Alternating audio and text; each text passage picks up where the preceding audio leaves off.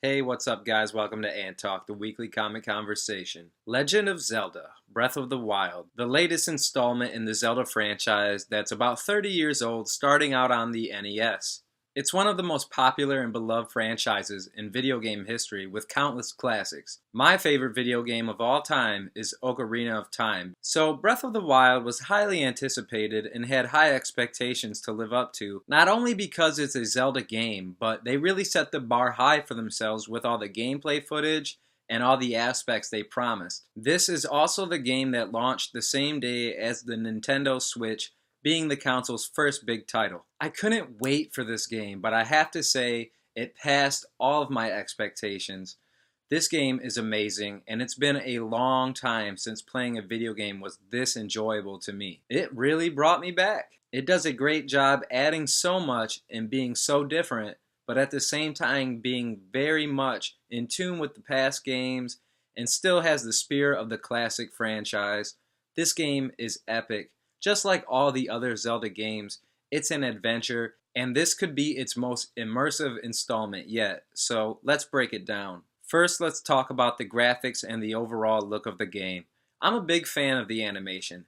I think it complements the graphics, which aren't bad, but Nintendo systems are not quite as powerful as the Xbox One or the PS4, but that's what those systems are for. That's not Nintendo's wheelhouse, and that's fine. Some people may prefer the more realistic look with the great graphics, maybe even for this game in particular, but in my opinion, for the type of games Nintendo usually makes, and how most of the characters are more cartoonish, I think the graphics are fine for those types of games. But as far as Breath of the Wild, I like the animation they went with. It looks kind of like what they did with the Wind Waker game, but it's a little more realistic, and I think it's a really good blend. The cool thing about when a great game uses such an animation style is that it helps make it more timeless. This will still look good years down the road, and the world looks amazing. Definitely the biggest Zelda game, one of the biggest maps of all video games. Not the biggest, but there's a few bigger, but it's really up there. You just don't realize how big it is until you start unlocking sections of the map as you progress, and you see what seems like a huge area after you ride through it on horseback for 10-15 minutes and realize it's a tiny part of the overall map. And everything in this giant world is so well done and looks so amazing. The game doesn't hold your hand at all. You kind of just get thrown in it, and you're meant to explore everything for yourself. You pick up the story and learn what you have to along the way. There isn't a bunch of instructions or anything like that. And the game does a pretty decent job directing you when needed, but not in any way that feels forced. As you travel through a variety of environments and climates, you come across different towns or horse stables, people that are AI, wandering all over the land, or residents of the town. And they are pretty damn impressive. How they are all really doing their own thing. They feel like real individuals. They have their own agendas. If you come across someone camping overnight, chances are in the morning they won't be there. They'll have moved on and they're doing their thing. But again, the landscape is amazing and there's so much to it. There's mountainous, snowy mountains, desert, forest, plains, fields, anything you can think of. It's in this giant game, and it all looks amazing, and it's all real. Like, you can't just go into the really cold areas without the proper attire or whatever you may need to survive better in the environment you're in.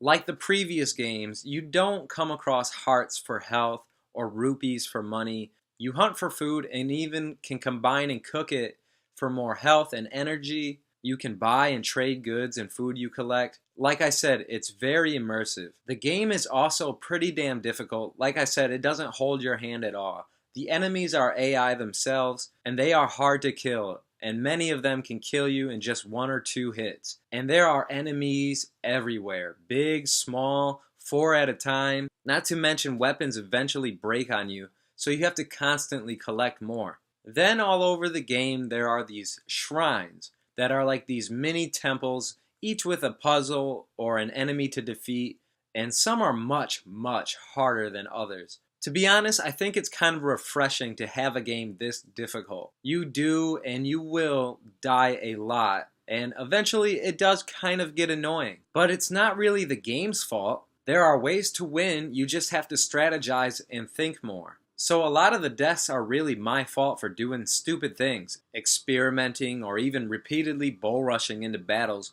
where I'm outnumbered or outclassed. So the difficulty really gets your brain thinking.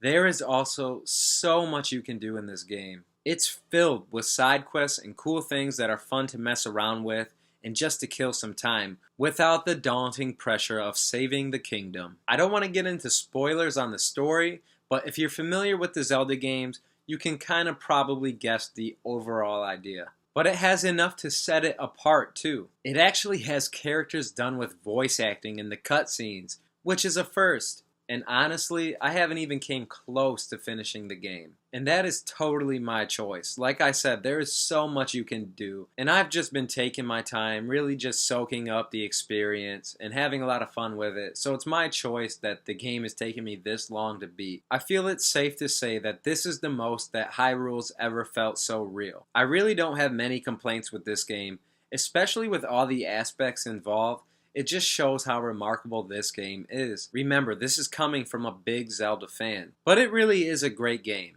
But sometimes it seems like in either certain areas or every once in a while, the grass will glitch or look like the frame rate is trying to load or catch up. And this is such a minor thing, really. And honestly, no game escapes things like this. Nothing is perfect. It's mostly when Link is running or on horseback moving fast. But very minor and really not an issue because it doesn't happen that much. This game doesn't have any temples in the classic sense, like the forest temple, the water temple, etc. Instead, the big temples are inside the great divine beast, which are these big mechanical beasts that were built to protect the kingdom but are under the control of the evil Calamity Ganon, and you go in these over the course of the game and try to reverse things. And I like the old temples. They always seem so ancient and mystic and a big part of the world, where the beasts seem more separate. But that's also not a very big complaint of mine. It's nice to do something different and switch things up every once in a while. And I really do applaud this latest entry in the Zelda franchise. So Zelda, Breath of the Wild, I really cannot speak enough on it to do it justice. I could go on and on about it. Like I said, I haven't even finished it yet, just been taking my time, really enjoying it. Everything about it really is to be praised. I think if you're a fan of any of the Zelda games, you will be very impressed by this. It keeps the essential spirit of what makes these games great, while at the same time being very progressive and setting itself apart. If you are someone who is interested in getting a Nintendo Switch, then I would definitely say pick this game up. Best way to describe it would be to say it's a very immersive, epic adventure. So those are my overall thoughts on Zelda Breath of the Wild. I really do like this game and I've been having a lot of fun playing it. Have you gotten a chance to play this game yet? Let me know in the comments. Or even let me know what's your favorite Zelda game of all time. This is AnTalk, the weekly comic conversation.